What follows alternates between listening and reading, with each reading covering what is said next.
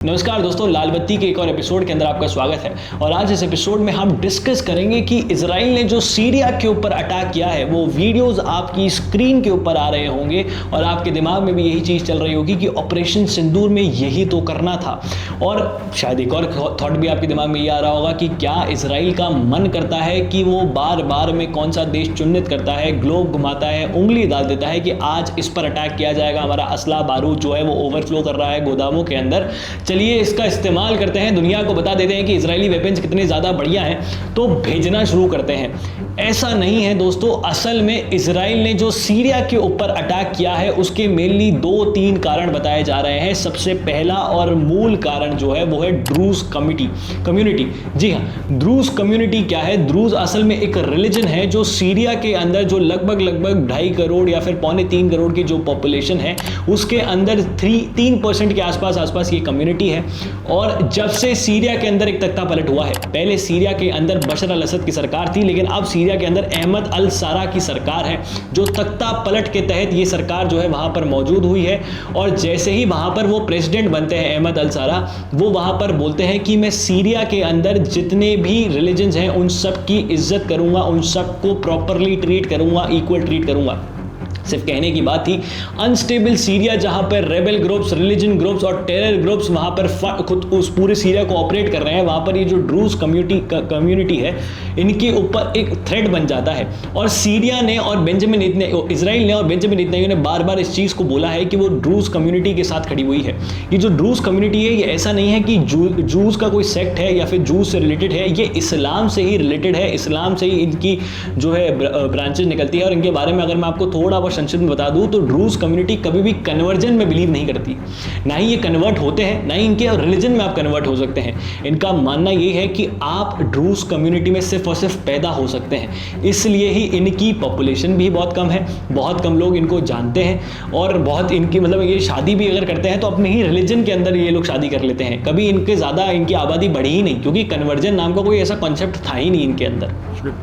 तो ये सारी चीज़ें ड्रूज कम्युनिटी ने जो है फॉलो करना शुरू कर दिया। अब ड्रूज कम्युनिटी को प्रोटेक्ट करने के लिए इजराइल इस वॉर के अंदर उतर जाता है और वो सीरिया के ऊपर अटैक करता है और कह देता है कि जो आपके देश के अंदर ड्रूज कम्युनिटी का एक्सप्लॉइटेशन हो रहा है, उनकी टारगेटिंग किलिंग हो रही है और जो बदसलूकी उस कम्युनिटी के साथ करी जा रही है वो अब आगे नहीं होनी चाहिए, इसलिए हम आपको टारगेट कर रहे हैं, हम आपके ऊपर अटैक कर रहे हैं, हम आपको जो है चेतावनी दे रहे हैं। ये बहुत प्रॉपर तरीके से इजराइल ने क्लियर आउट कर दिया है।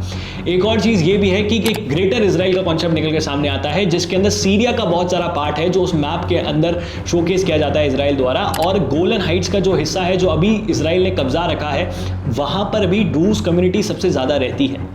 तो ये भी एक रीज़न है कि इजराइल जो है सीरिया को बॉम्ब कर रहा है। और तीसरा एक और कारण ये भी है कि बेंजामिन नेतन्याहू के ऊपर एक करप्शन का केस चल रहा है। उस करप्शन के केस को ज़्यादा हवा ना लगे, वो ज़्यादा आगे ना पहुंचे, तो उस केस को कंट्रोल करने के लिए बेंजामिन नेतन्याहू ने जो है बार बार ये अटैक कर देते हैं, जिससे देश की जनता का ध्यान जो है उस अटैक के ऊपर चला जाए और उनके केस से वो जो है ध्यान हट जाए और वो पीएम बने रहे इजराइल का।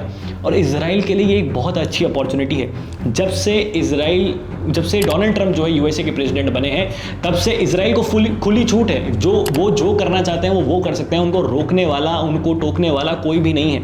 कोई भी एक ऐसा लौता देश ऐसा नहीं है जो इजराइल को आगे रोक सके, एक्सेप्ट अमेरिका। और एक्सेप्ट अमेरिका आके रोकेगा नहीं। और अगर रोकने की भी कोई कोशिश करता है तो भी इजराइल रुकता नहीं है। इजराइल के मन में जो आता है वो इजराइल करने की कोशिश करता है। इसी के साथ साथ अगर मैं आपको बता दूं तो दोस्तों, ये भी जल्द हो सकता है कि ईरान के ऊपर भी इजराइल वापस से अटैक कर दे। ये मीडिया रिपोर्ट्स क्लेम कर रहे हैं कि जल्द ईरान के ऊपर इजराइल वापस से एक और बहुत बड़ा अटैक करे। जो इजराइल बोल रहा था कि हमें अभी भी पुख्ता वो नहीं है, हमें 100% श्योरिटी नहीं है कि हमने ईरान का न्यूक्लियर प्रोग्राम खत्म ही कर दिया है, तबाह ही कर दिया है। तो हो सकता है कि ये जो सीज फायर हुआ है, 12 दिन वॉर को रोका गया डोनाल्ड ट्रंप द्वारा, यूएसए द्वारा, जिसमें डोनाल्ड ट्रंप को एकदम फुल्ली नॉमिनेट कर दिया गया था इजराइल और पाकिस्तान के द्वारा नोबेल पीस प्राइज के लिए। तो हो सकता है कि इजराइल वापस से ईरान को अटैक कर दे और वापस से इस चीज़ को शुरू कर दे कि ईरान का जो हमें न्यूक्लियर प्रोग्राम है इसको रोकना है, इसको बंद करना है, तबाह करना है, ये इजराइल के लिए बहुत डेंजरस है, ये है वो है।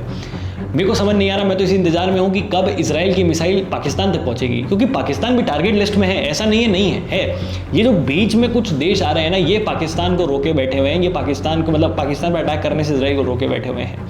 और जिस तरीके के अटैक जो है सीरिया के ऊपर करे गए हैं, इन फ्यूचर भी ऐसे अटैक्स हमें देखने को मिल सकते हैं। सरप्राइज होने वाली कोई बात नहीं है। आप इस चीज़ को ध्यान में बैठा लीजिए कि अगर इसराइल किसी पर अटैक कर रहा है तो सरप्राइज मत होइए। ये सोचिए कि अब क्या नया बहाना निकल कर आने वाला है। पहले न्यूक्लियर प्रोग्राम था और अब ड्रूज कम्युनिटी है। ड्रूज कम्युनिटी पे इतना ज़्यादा, ड्रूज कम्युनिटी के अंदर इसराइल को लेकर इतना ज़्यादा फेथ आ चुका है ना कि वहाँ पर वो लोग जिन बिल्डिंग्स के ऊपर इसराइल अटैक कर रहा है उस बिल्डिंग पे छड़ के इसराइल के झंडे लगा रहे हैं। ये सब वीडियोस भी सामने आ रहे हैं। बाकी आप लोगों की क्या राय है नीचे कमेंट बॉक्स में लिख के जो बताइएगा। इस वीडियो को शेयर करें, ज़्यादा लोगों तक पहुँचाएं। जय हिंद, जय भारत, भारत माता की जय, और हाँ, पानी बचाएं।